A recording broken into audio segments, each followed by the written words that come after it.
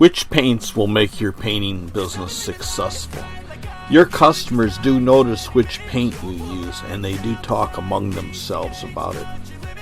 Using the best paints and primers make your jobs go a lot faster with less work, and they look way better compared to the lesser brands.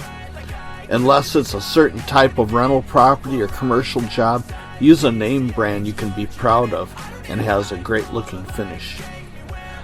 Always buy your brushes, your paints, primers, caulks, rollers, etc. from a professional paint store where other professional painting contractors go for supplies. For example, the big hardware stores carry Purdy and Worcester brushes too, but if you look closely, the quality is slightly inferior and not as good, but costs the same.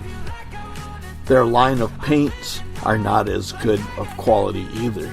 They will carry two name brands, but the grades are cheaper and have cheaper looking labels as well. These big supply stores get a strategic profit margin. Don't show up with these products on the job site for residential painting. Use the top of the line brand name paint from a professional paint store. An example of this was before ever painting for a certain new customer who was a referral. He specifically told me that he wanted me to use a certain brand name of paint, which was a well-known enamel finish for woodwork. So I used that specific brand throughout the whole house, no matter which finish I needed. If the customer is going to spend the money to have you paint their fine home, interior or exterior, I guarantee you they want the best paint to be used.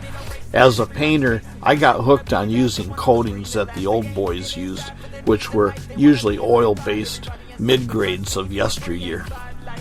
If you enjoy this short video, please hit the like button below and don't forget to subscribe. Even hit the little bell next to it for notifications of new videos.